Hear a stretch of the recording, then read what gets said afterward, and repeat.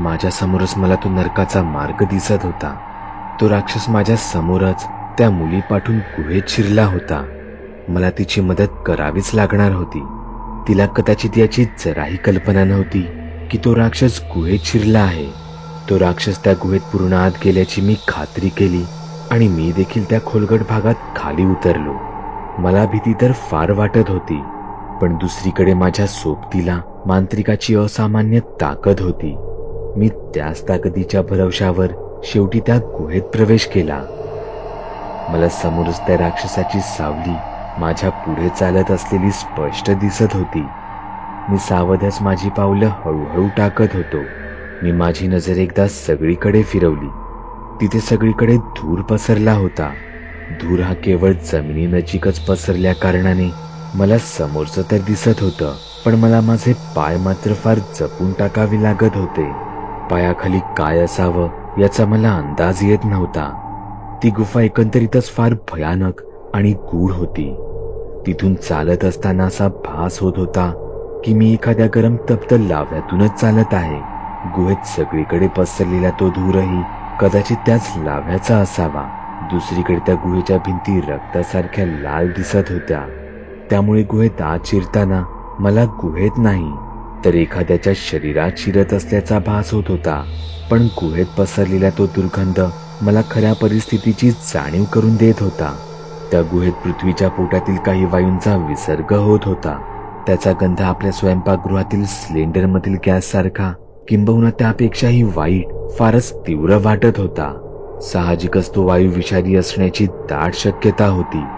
या विचारांतच मी समोर पाहिलं आणि मी घाबरूनच गेलो. ज्या राक्षसाच्या पाठून मी गुहेत शिरलो होतो तो राक्षस आता माझ्या नजरेआड झाला होता. मी चारही दिशेला फिरून पाहिलं आणि मी गोंधळूनच गेलो. हा एक प्रकारचा भयानक सापळा होता. ती गुहा होतीच तशी. मी गुहेच्या कदाचित मध्यभागी उभा होतो. इथून निघालेले सगळे रस्ते आणि मी आलेलो रस्ता हे सगळे एकसारखेच दिसत होते. मलाच आता कळेना की मी नेमका कोणत्या रस्त्याने आलो होतो ते. त्या मुलीला शोधण्याऐवजी आता मला आधी बाहेरचा रस्ता शोधणं गरजेचं होतं, कारण मला ती मुलगी या गुहेत दिसली जरी तरी आम्हाला बाहेर पडण्यासाठी योग्य मार्गाची गरज पडणार होती. मी नीट पाहिलं. मी जिथून आलो होतो तिथे जाणारे 2 रस्ते मला दिसत होते. त्यांतीलच एक रस्ता हा नक्कीच मला बाहेर घेऊन जाणारा होता. मी त्यांतील एका उजव्या वाटेची निवड केली आणि त्या वाटेने सरळ चालत राहिलो. मला खऱ्या अर्थाने आता त्या जागेची भीती वाटू लागली होती. मी तो कदाचित चुकीचा मार्ग निवडला होता. मला उगाचच असं वाटत होतं की तो राक्षस पाठी माझी वाट पाहत उभा होता. तोच मला माझ्या समोर काहीतरी चमकताना दिसलं. ही चमक मला ओळखीची वाटत होती. मला पडलेलं ते स्वप्न. मला स्वप्नात कोणाच्या तरी हातात हिऱ्यासारखा दगड दिसला होता. त्याची चमक ही अशीच होती. त्याच्याशी मी आता स्वतःला जोडलो गेलो असल्याचं समजत होतो. मी त्या प्रकाशाकडे गेलो. तिथे तसाच एक दगड पडलेला मला दिसला. तो दगड नक्की काय होता? तो माझ्या स्वप्नात मला का दिसला?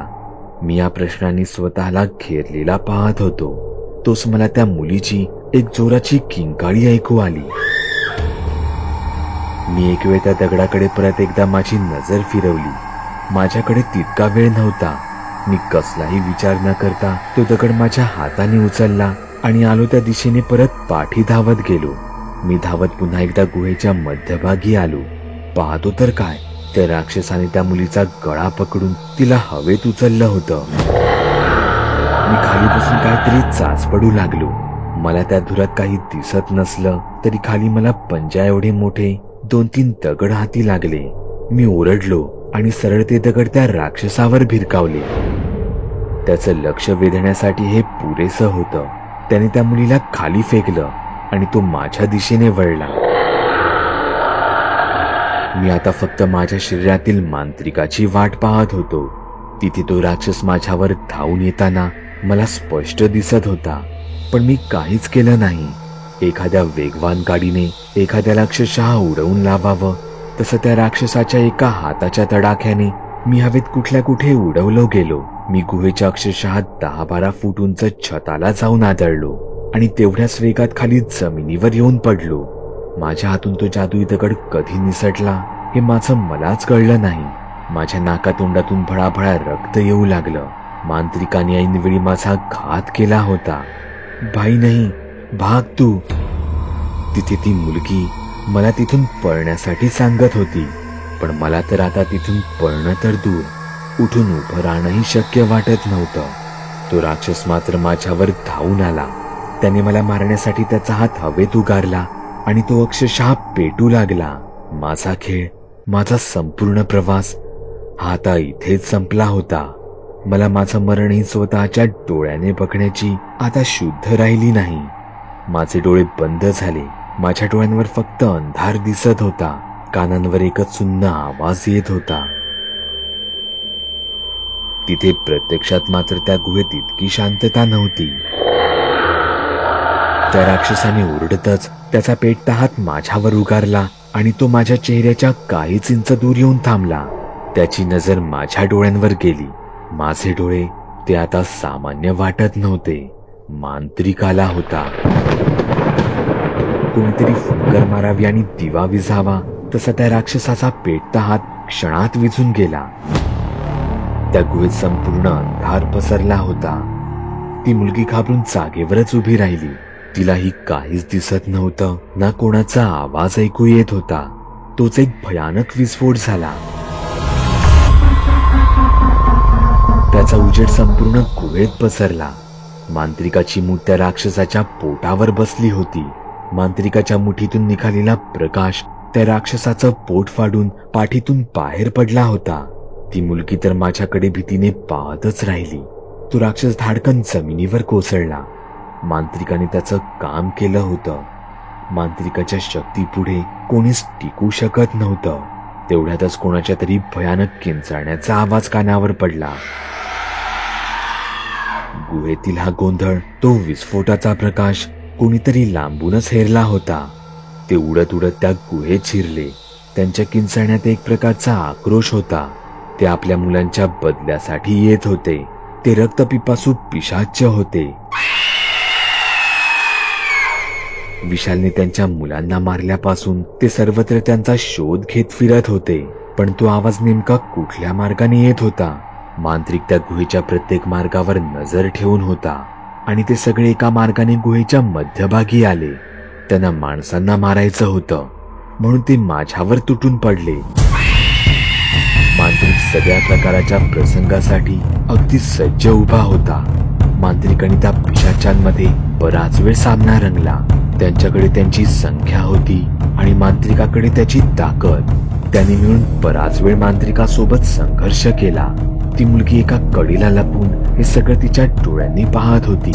एक वेळ तर मांत्रिकाची शक्ती त्यांपुढे कमी पडते की काय असंच वाटू लागलं होतं. पण तो शेवटी मांत्रिक होता.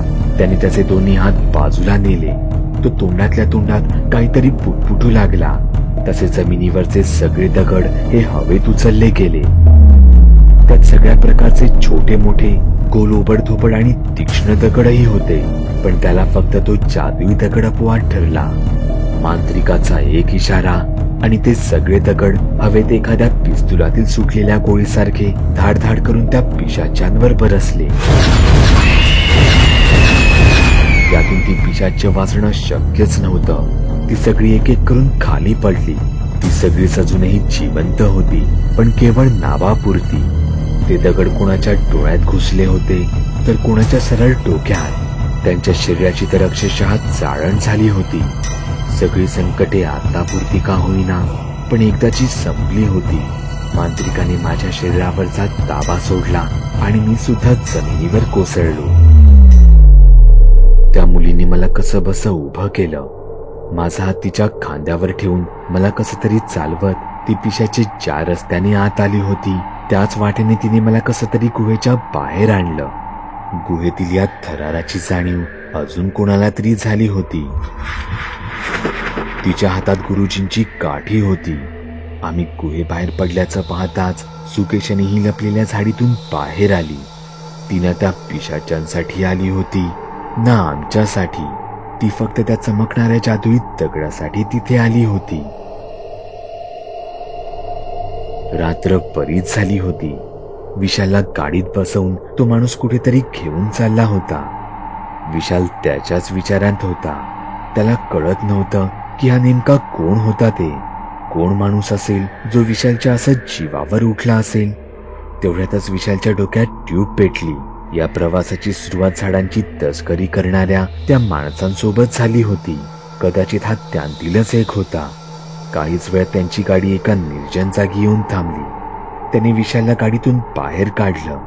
समोरच एक झोपडी दिसत होती. त्याने विशालचे बांधलेले हात सोडले आणि त्याच्या डोक्यावरची पिशवीही काढून टाकली. विशालने डोळे उघडून पाहिलं आणि त्याला एक धक्काच बसला. त्याच्या समोरच एका खाटेवर गुरुजींची डेड बॉडी ठेवली होती.